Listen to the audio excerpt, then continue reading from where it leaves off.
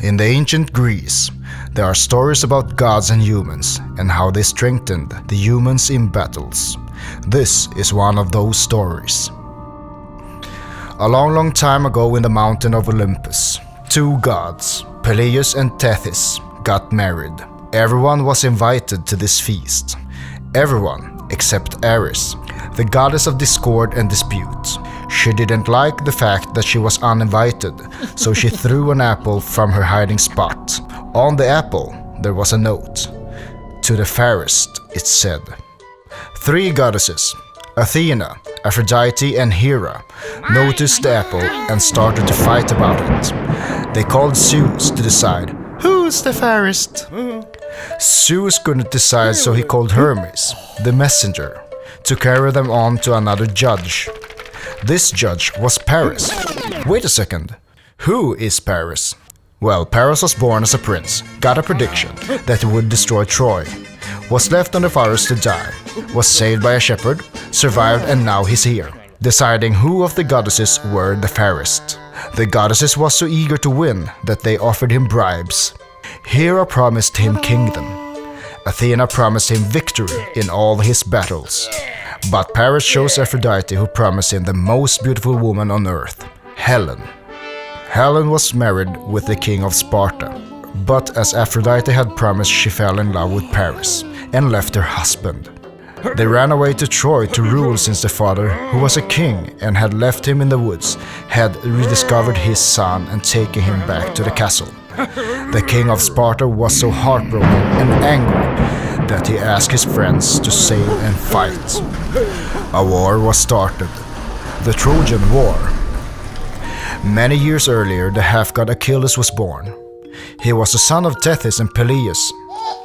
Tethys dipped her son in the water of immortality, everything except his heel, as she held it. When the war started many years later, Tethys found out that her son would die if he joined the war. Therefore, she made him dress as a woman, although he got caught and had to join the Greek army against Troy. There, he became a great fighter and fought until love stroked his heart. By this time, Athena started to have a finger in the pie. She gave strength to the Greeks, and they made a new attack against Troy.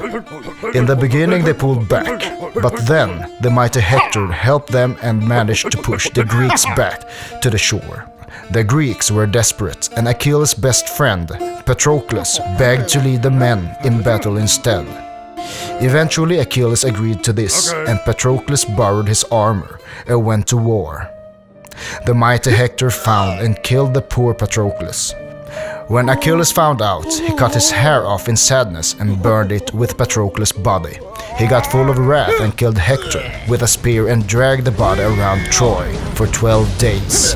Achilles kept battling, but one day, as it was predicted, he died by an arrow from Paris right in his heel. A great hero was dead. The Greeks couldn't see an ending to the war, so they asked their seer, "What are we going to do?" He said, "You can't defeat the Trojans with strength. You have to defeat them with list." It was then a plan was born. They would build a giant wooden horse where the bravest soldiers would hide. Then the Greeks would pretend to surrender and sail away. But what they really did was hiding in a few islands away. The horse was left with a brave man, Sinon, who would tell the Trojans that the horse was a sacrifice to Athena and that the Greeks had surrendered. It was a risky plan, but the Trojans fell for it and dragged the horse into their yard and celebrated. When the night fell upon them, the soldiers snuck out the horse and opened the gates to Troy. The Greeks invaded the city and won. The Trojan War was finally over, and the rest is history.